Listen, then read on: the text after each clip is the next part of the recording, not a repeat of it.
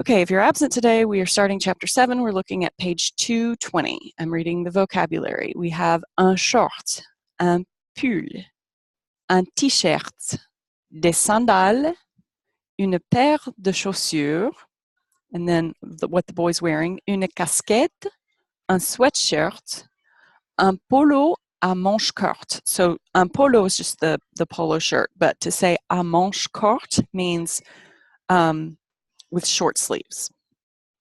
So you could say à manches courtes for short sleeves, à manches longues for long sleeves. He's also wearing some jeans, un jean. So pants and jeans are singular in French. So we say un jean. And une chaussette is where they've labeled his sock. Of course, the plural would be des chaussettes with an S.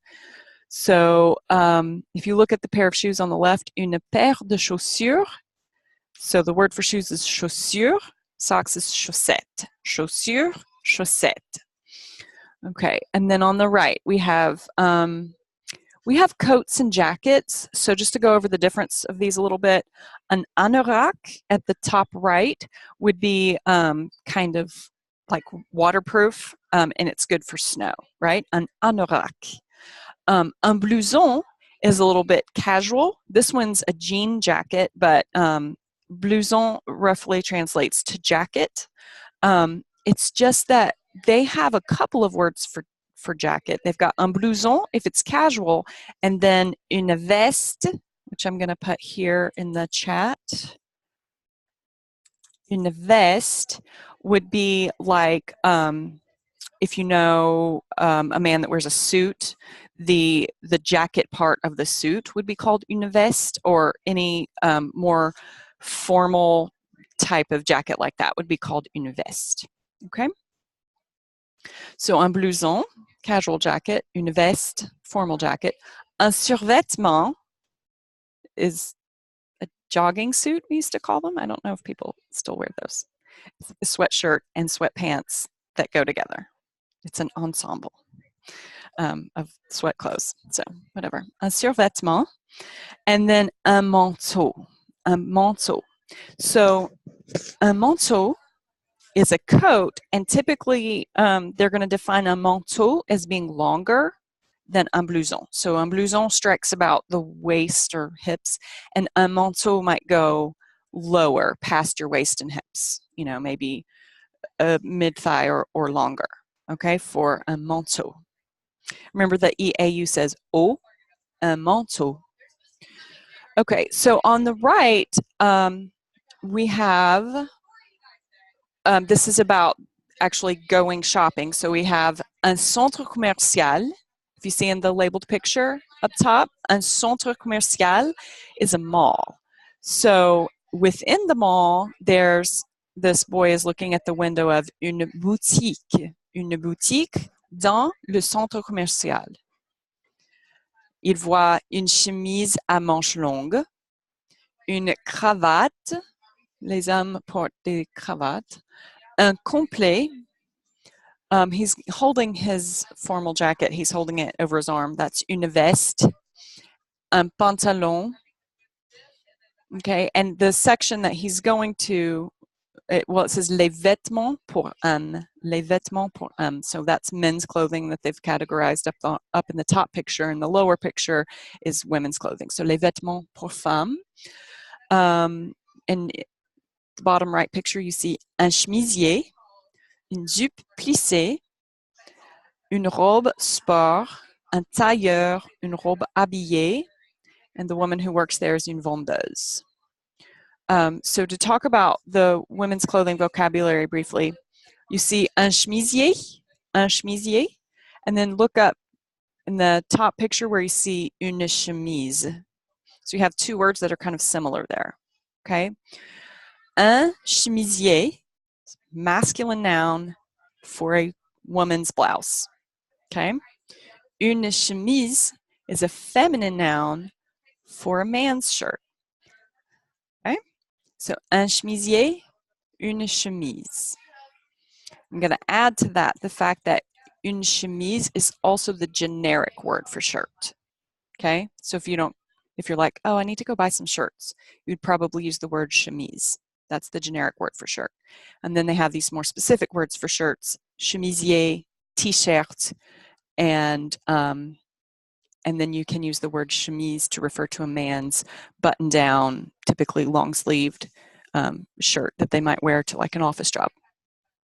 So, un chemisier, une chemise. I'm going to pause the recording and ask you guys to repeat a few of the vocabulary words that we've learned so far. We are adding some of these words to your vocabulary list. So in your notes section, you have a pre-printed chapter 7 vocabulary list, and it has some of these items on there like une jupe and une robe. They are listed, but the way they're listed, I thought I would pull them out and have you write them out. So une jupe, une robe, des chaussures. Un chapeau is a word for hat. That's just a general word for hat. Une casquette is specifically the kind of hat that the boy's wearing in the picture. It's like a baseball cap, so that would be une casquette. Un chapeau is a generic word for hat. We have also some accessories here. Une ceinture would be a belt. Des lunettes de soleil, sunglasses, or just des lunettes for regular glasses. Un sac. To add another accessory, you could say un bracelet, which is a cognate for bracelet, and also un collier is a necklace. Okay. We have un pyjama for pajamas. So several of the words that we would have plural, like pants, jeans, and pajamas, are going to be masculine singular in French. So it's un pyjama, un jean, un pantalon.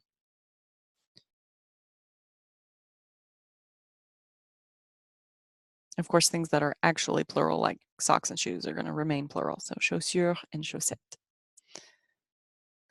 The next thing we're going to do is to take a look at activity 4 on page 223. And this is one of those activities where they just want you to answer yes to all the questions.